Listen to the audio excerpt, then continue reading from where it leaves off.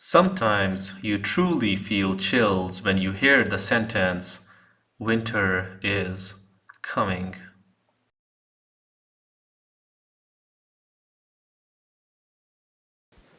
I should have known better than to take the last chair. Everyone who's ever been stuck on one says the same thing. We should have called it a day. But when you're up there, when the slopes are empty and the mountain feels like it belongs to you alone, it is easy to forget how quickly things change. There were four of us at that night: me, my girlfriend Melissa, my best friend Dan, and his sister Harper. Dan was the one who convinced us. One more run, he said, smirking. Fresh snow, no crowds, we'll be down in 20 minutes.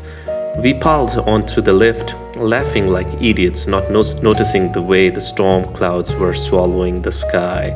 At first, it was perfect. The lift hummed beneath us, the slope stretched white and untouched, and the town lights flickered far below. Then the flakes thickened and the wind started pressing hard against us. The chair jerked once, groaned, and stopped. We all went quiet. "Power cut," Dan muttered. "Happens all the time. They'll jog it in a minute." But a minute turned to 5, then 10. We were just dangling. The storm howled louder, snow blinding everything except the pale glow of the floodlights. The cold crept in fast. It seeped through jackets, into skin, into my bone.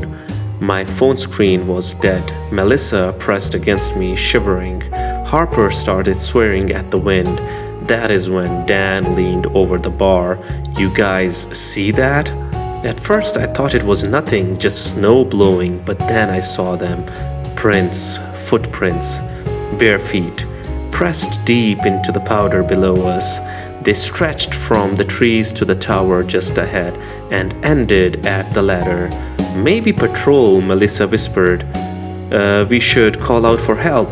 We cried. No answer. No patrol came. Our chair swayed, a sudden violent jolt that made Harper yelp.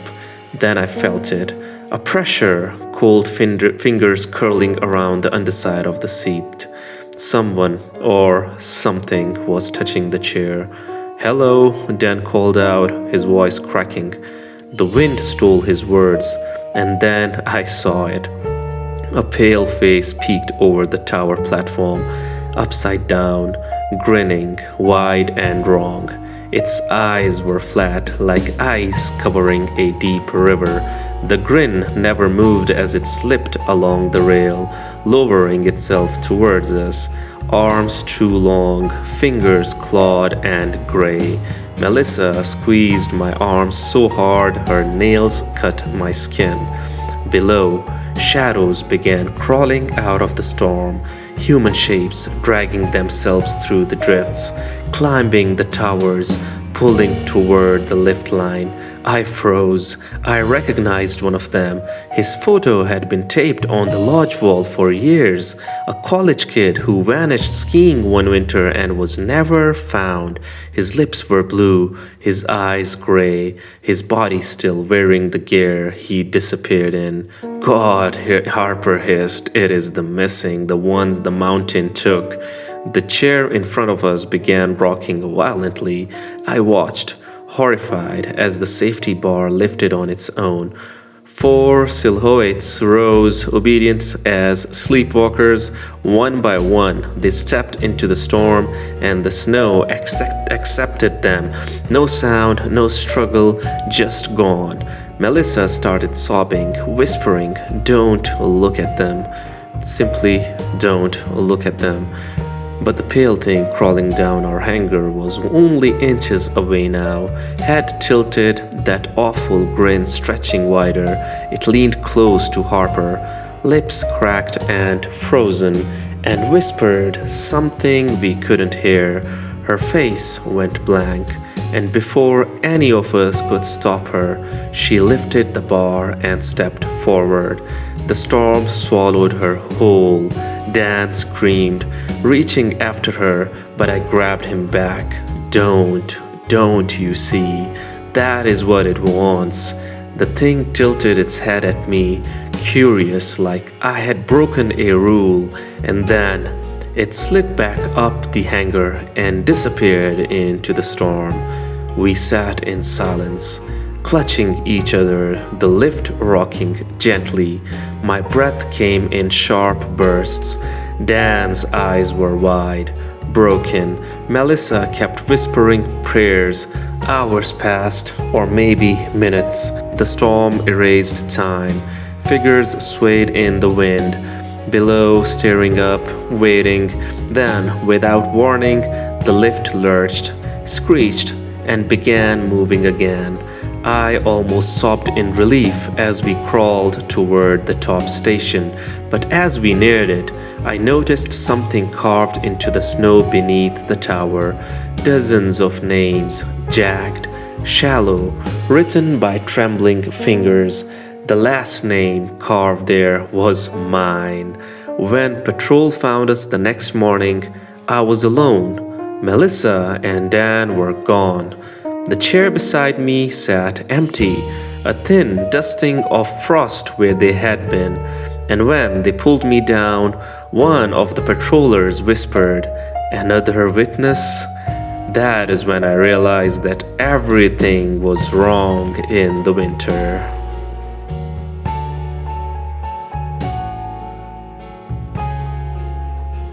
They say winter has a way of keeping secrets, that the snow buries things not just to hide them, but to preserve them.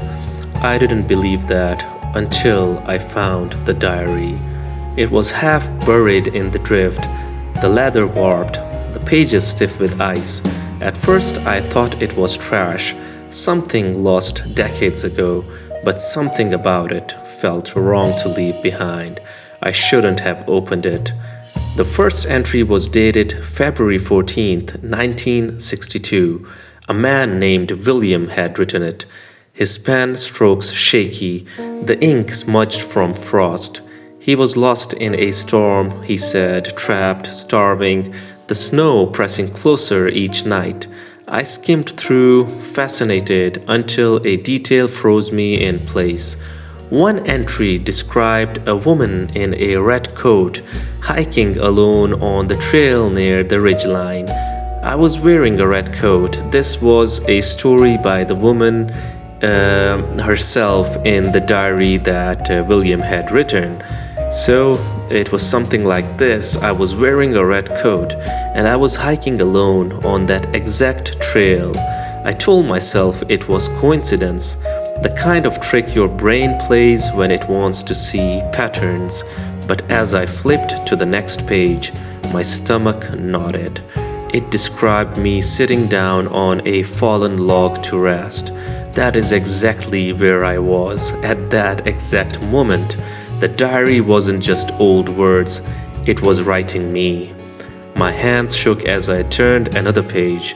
She will find this diary and she will not leave it behind. I dropped it into the snow instantly. I wanted to run, to put as much distance between me and that book as possible. But when I looked down, it wasn't in the snow anymore. It was still in my hands. It was something straight from Evil Dead or something. The pages fluttered in the wind, like something unseen was turning them for me.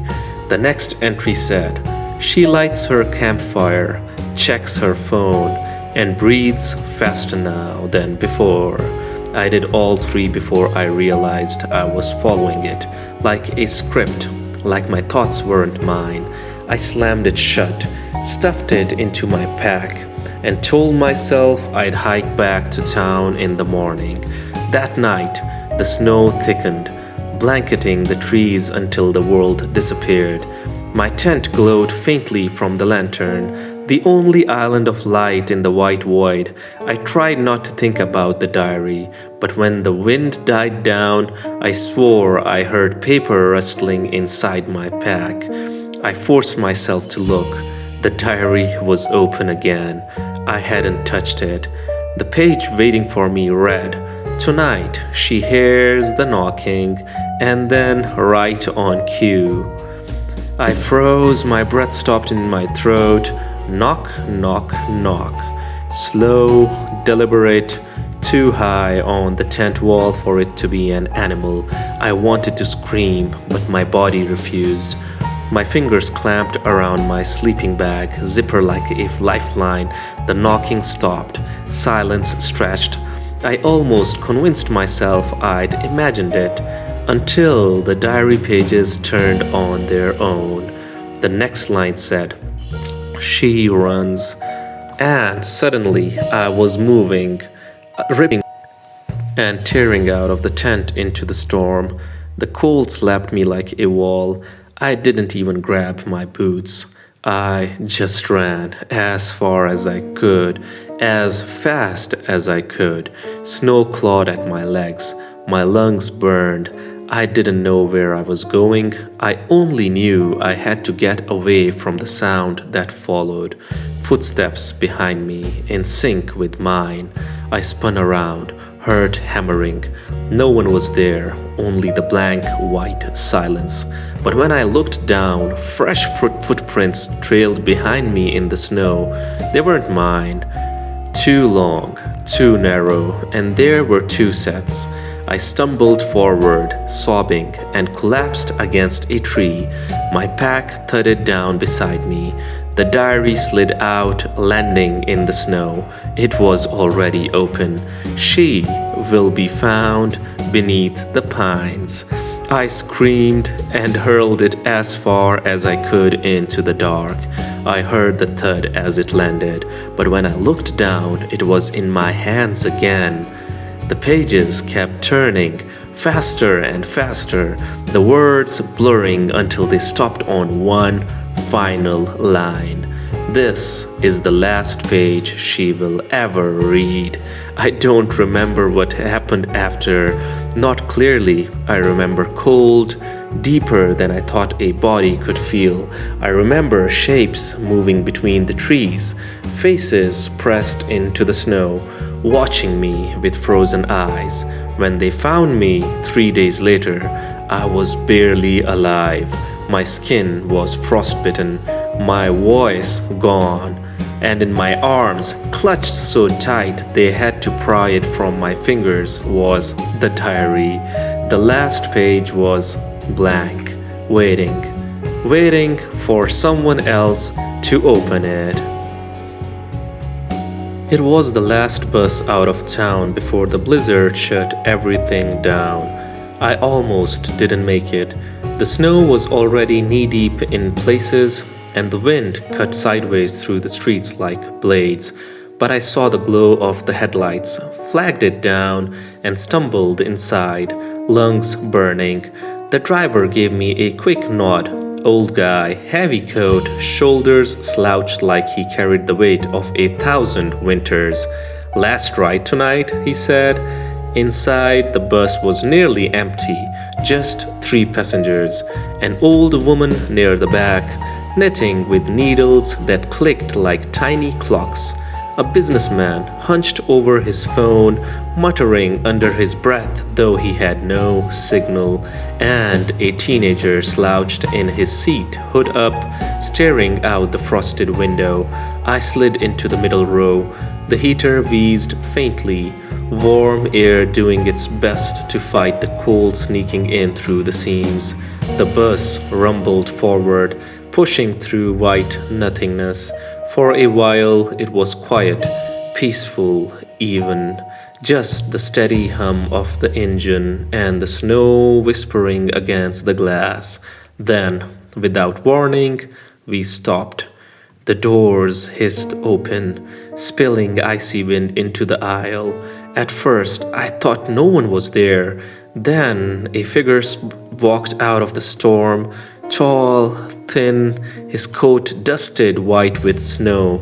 He stepped aboard slowly, face pale, lips cracked blue. He didn't pay, didn't speak, just walked down the aisle and sat across from me, staring straight ahead. The doors closed. The bus moved again. I told myself it was fine. Maybe the driver knew him. Maybe the storm was making me imagine things. But minutes later, we stopped again. Another figure boarded, this time a woman, her hair frozen in ropes, eyes blank. She took a seat behind me. The air grew colder, sharp enough that my breath fogged with each exhale.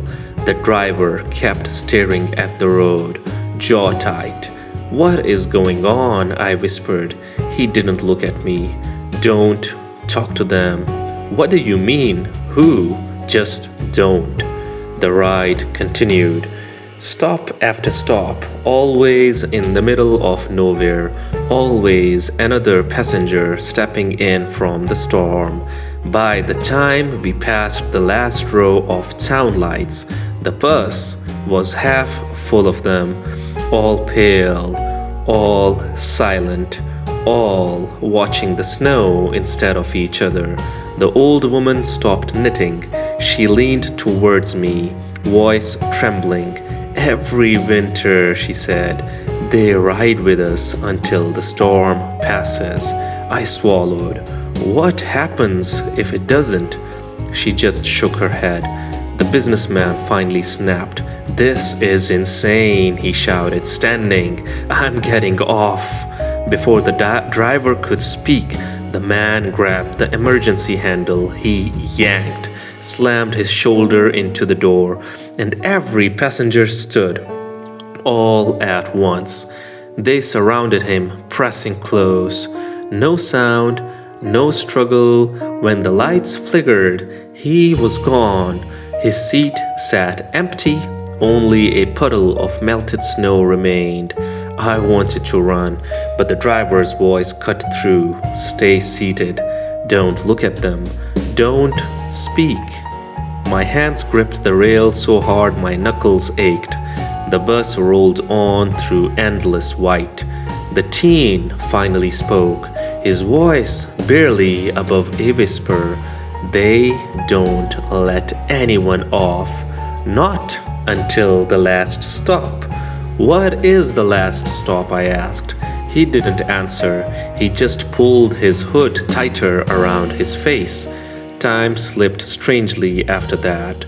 The bus seemed to pass the same streets over and over again. Willow Lane 3 times. Though the houses looked different each pass, once whole, once half buried in snow, once nothing but mailboxes standing in snow. I pressed the stop cord, desperate. The bell dinged, but the bus didn't slow. They don't like that, the teen murmured.